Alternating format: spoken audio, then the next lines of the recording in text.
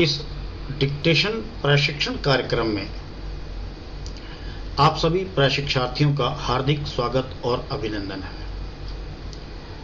मैं चरणजीत वर्मा आज ये डिक्टेशन 80 शब्द प्रति मिनट की गति से रिकॉर्ड कर रहा हूँ।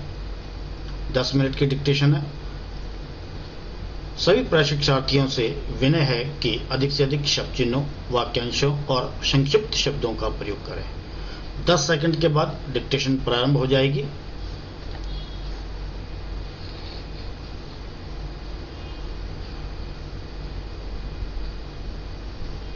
पिछले 30-35 वर्षों से हम खादी संबंधी कार्यक्रम को कार्यान्वित करते आ रहे हैं।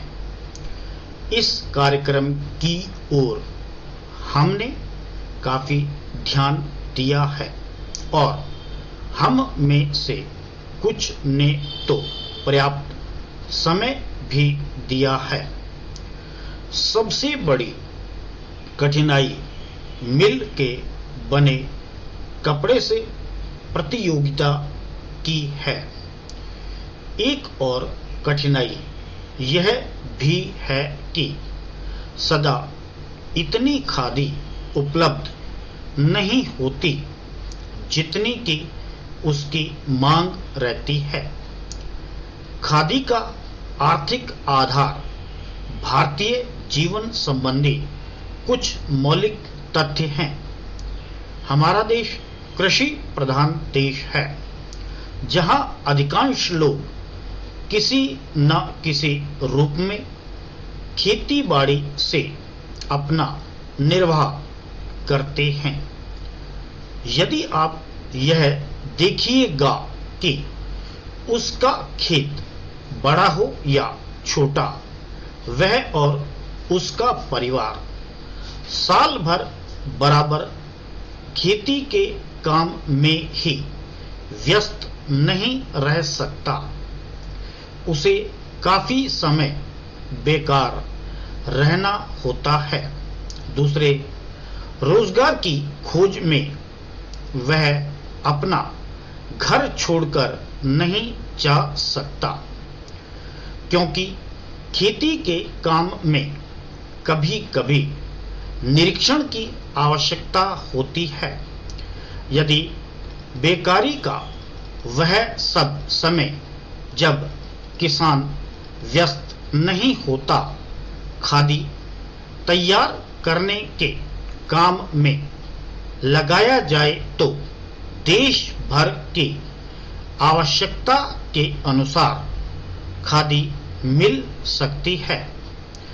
ऐसी अवस्था में कोई भी काम मजदूरी का प्रश्न नहीं उठाएगा, क्योंकि यह काम तो ऐसे समय में किया जाएगा जो बिल्कुल खाली होगा। उस खाली समय में किसान कुछ न कुछ कमाएगा ही, और वह कमाई ऐसे भी नहीं कि उसका कुछ भी मूल्य न हो।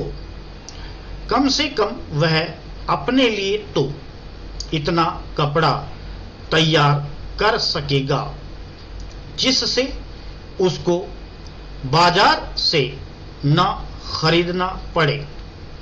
मैं आपको अपने निजी अनुभव से बता सकता हूं कि 1 घंटा प्रतिदिन काटने से हमें इतना कपड़ा मिल सकता है जितना कि एक औसत हिंदुस्तानी के लिए आवश्यक है, अर्थात 15 से 20 गज कपड़ा प्रति व्यक्ति। इस दृष्टिकोण से देखा जाए तो सस्ते महंगे कपड़े का प्रश्न ही नहीं उठता, क्योंकि खादी खाली समय में किए गए परिश्रम से प्राप्त हो जाएगी। खादी के संबंध में यह एक आधारभूत तथ्य है। हम जानते हैं कि आदमी सदा काम नहीं करना चाहता, कभी कभी उसे खाली बैठे रहना ही अच्छा लगता है। परंतु इन सब कठिनाइयों के बावजूद मैं सोचता हूं कि खादी का प्रचार और विस्तार असंभव नहीं है। अतीत में जब गांधी जी ने खादी आंदोलन आरंभ किया, उस समय हमारे देश के प्रशासन से कोई संबंध नहीं था। तब देश में अंग्रेजी राज था। आज मैं इस शुभ काम में सम्मिलित हो सका, यह मेरे लिए बहुत ही सौभाग्य की बात है। जैसा अभी कहा गया, आप जिन मेडिकल कॉलेज और कैंसर इंस्टीट्यूट की स्थापना करने जा रहे हैं, ये दोनों संस्थाएं अपने ढंग की बहुत बड़ी और ऊंचे दर्जे की संस्थाएं होने वाली हैं। मैंने सुना है कि उनमें विभिन्न विभाग जिनमें विद्यार्थियों को ऊंचे दर्जे की शिक्षा मिलेगी और जहां अच्छे से अच्छे डॉक्टर रखे जाएंगे, जो शिक्षा देने के साथ साथ गरीब से गरीब का और बुरे से बुरे रोग की चिकित्सा भी किया करेंगे। सभी मेडिकल कॉलेजों में लगभग यही स्थिति होती है कि जो वहां पढ़ाते हैं वे रोगियों को भी देखते हैं और वहां के विद्यार्थियों को भी पढ़ने के साथ साथ रोगियों को देखते हैं। इस प्रकार उनको साथ ही साथ व्यावहारिक ज्ञान भी मिलता रहता है। जिस संस्था में जितने अच्छे शिक्षक होंगे, उस संस्था से विद्यार्थी भी उतने ही अच्छे निकल सकते हैं और जिस कॉलेज में जितनी अधिक मेडिकल सुविधाएं होंगी, उन संस्थाओं से लोग अधिक से अधिक लाभ भी उठा सकते हैं।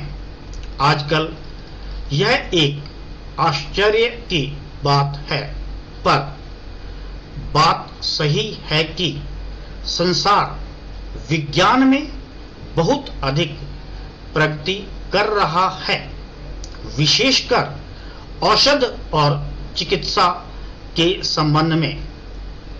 पिछले जो 2 युद्ध हुए, उनमें जहां एक और अधिक से अधिक घातक यंत्र तैयार हुए, वहीं दूसरी ओर औषधियों के निर्माण में इतनी उन्नति हुई कि जो बहुत से रोग पहले असाध्य समझे जाते थे, वे अब काबू में आ गए हैं।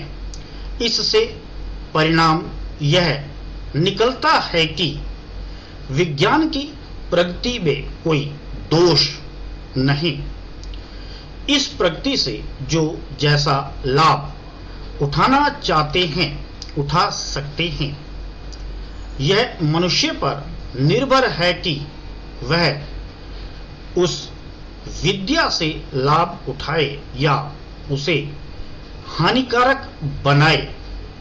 यह आश्चर्य और दुख की बात है कि जहां एक ओर इस विज्ञान द्वारा लोगों का जीवन संकट में हो गया है, हम चाहते हैं कि हमारे देश के वैज्ञानिकों, चाहे वे विज्ञान के किसी भी क्षेत्र में काम करते हों, इस बात को सदा अपने ध्यान में रखें कि यदि विज्ञान का कुछ अर्थ हो सकता है तो वह सेवा होनी चाहिए, न कि विनाश।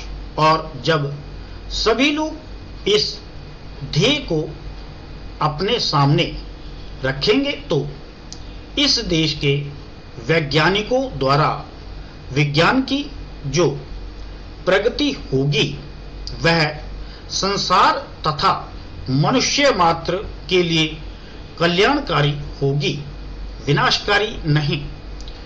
ऐसा हमारा विश्वास है। यही दूसरे लोग भी समझते हैं। विराम।